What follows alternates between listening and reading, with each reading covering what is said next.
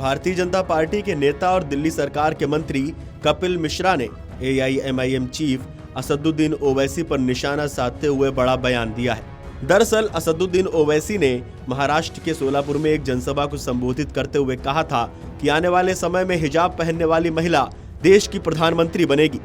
उनके इस बयान को लेकर विवाद खड़ा हो गया है।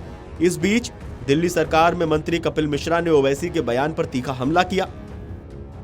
ओवैसी पर निशाना साधते हुए कपिल मिश्रा ने एक कार्यक्रम में कहा, ओवैसी साहब को मैं एक बात कहना चाहता हूं कि हिजाब वाली को पहले अपने घर से तो निकालो। आप तो बाहर नहीं निकलने दे रहे हैं, न ही पढ़ाई करने दे रहे हैं। उन्हें ट्रिपल तलाक और हलाला में कुचल कर रखा हुआ है, और अगर ज्यादा ही हिजाब वाली और बुर्के वाली को कुचलोगे तो वही होगा जो ईरान में हो रहा है। एक दिन ओवैसी को बुर्का पहनकर भागना पड़ेगा। कल यहाँ पे ओवैसी आया था, क्या बोल के गया ओवैसी? किसी ने सुना ओवैसी का भाषण? ओवैसी बोल रहा है कि एक दिन मुंबई में बुर्के वाली मेयर बनेगी। मैंने कहा मियां, पहले बुर्के वाली को अपने घर से तो निकाल, पहले उसे स्कूल तो भेज, पढ़ाई तो करवा। अभी तो तुमने ट्रिपल तलाक और हलाला में कुचल के रखा हुआ है, और बुर्के वाली की आंखें खुल गई तो ईरान में देख लो क्या कर रही हैं बुर्के वालियां। ईरान में देखा किसी ने क्या हो रहा है? देखा ईरान में?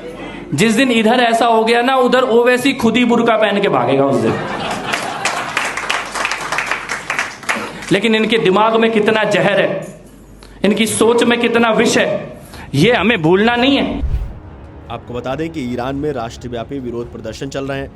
कट्टरपंथी इस्लामिक शासन व्यवस्था के खिलाफ 2 सप्ताह से जारी इन विरोध प्रदर्शन के दौरान हुई हिंसा में सैकड़ों लोगों की मौत हो चुकी है। ईरान के बिगड़ते हालात पर अमेरिका नजर रखे हुए है। वहीं भाजपा सांसद मनन कुमार मिश्रा ने असदुद्दीन ओवैसी के बयान पर कहा कि क्या हिजाब पहनने वाली कोई महिला बांग्लादेश की प्रधानमंत्री हुई या पाकिस्तान में रही? मुस्लिम देशों में भी जो महिलाएं राज्य प्रमुख चुनकर गई हैं, उन्होंने भी हिजाब नहीं अपनाया। कहीं भी हिजाब पहनने की बात है ही नहीं। ओवैसी जैसे सिरफिरे लोग हैं जिनका काम लोगों को बरगलाना है।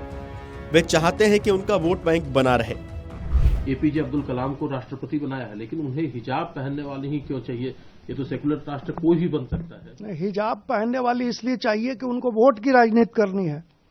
हिजाब पहनने वाली कोई बांग्लादेश की प्रधानमंत्री हुई, बेनजीर भुट्टो वहां हुई, पाकिस्तान में हुई, और भी इंडोनेशिया वगैरह में, ये मुस्लिम देशों में जो भी स्टेट हेड चुन के गई हैं महिलाएं, किसी ने हिजाब नहीं पहन रखा।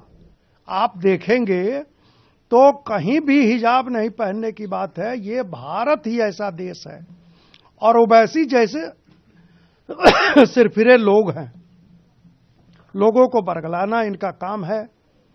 मुस्लिम वोट को इकट्ठा करके ये चाहते हैं कि हम मुस्लिमों को नेता बने, मुस्लिमों को अनाप शनाप दिग्भ्रमित करके और लाइमलाइट में बने रहें, इसलिए ये सब अनाप शनाप बयान देते हैं। कहीं भारत के अलावा कहीं हिजाब का कोई बंधन नहीं है, हिजाब का कोई महत्व नहीं है। लेकिन ये ओवैसी जैसे नेता और कुछ टुटपुटिया नेता यहाँ भारत में ये सब अनाप शनाप मनगढ़ंत बातें बोलते हैं। उत्तर प्रदेश सरकार में मंत्री अनिल राजभर ने ओवैसी के बयान पर कहा कि भारत की परंपराओं और संस्कृति का पालन करने वाली, घूंघट में रहने वाली कोई बेटी प्रधानमंत्री बन भी सकती है और बनेगी भी, मुख्यमंत्री बन भी सकती है और बनेगी भी, लेकिन ओवैसी का सपना कभी साकार होने वाला नहीं है।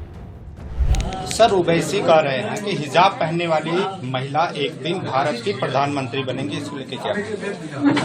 देखिए, भारत की परंपराओं और संस्कृतियों का पालन करने वाली, घूंघट में रहने वाली भारत की कोई बेटी तो प्रधानमंत्री बन भी सकती है और बनेगी भी, मुख्यमंत्री बन भी सकती है और बनेगी भी, लेकिन ओवैसी साहब का सपना कभी साकार होने वाला नहीं। आपको बता दें कि असदुद्दीन ओवैसी ने हाल ही में महाराष्ट्र के सोलापुर में एक चुनावी रैली में कहा था कि पाकिस्तान का संविधान सिर्फ एक ही समुदाय के व्यक्ति को प्रधानमंत्री बनने का अधिकार देता है, लेकिन डॉक्टर भीमराव अंबेडकर का संविधान सभी नागरिकों को बराबर अधिकार देता है। इसी के चलते उन्होंने अपना सपना बताया कि एक दिन भारत के प्रधानमंत्री पद पर हिजाब पहनने वाली महिला होगी। साथ ही उन्होंने विपक्षियों पर निशाना साधते हुए कहा कि मुसलमानों के खिलाफ जो नफरत फैलाई जा रही है वो ज्यादा दिनों तक टिकेगी नहीं और सच्चाई लोगों के सामने आकर ही रहेगी। वीडियो डेस्क अमरउजाला.com। अगर आप ये वीडियो YouTube पर देख रहे हैं तो हमारे चैनल को सब्सक्राइब कर बेल आइकन दबाएं और Facebook पर देख रहे हैं तो हमारे पेज को लाइक करें।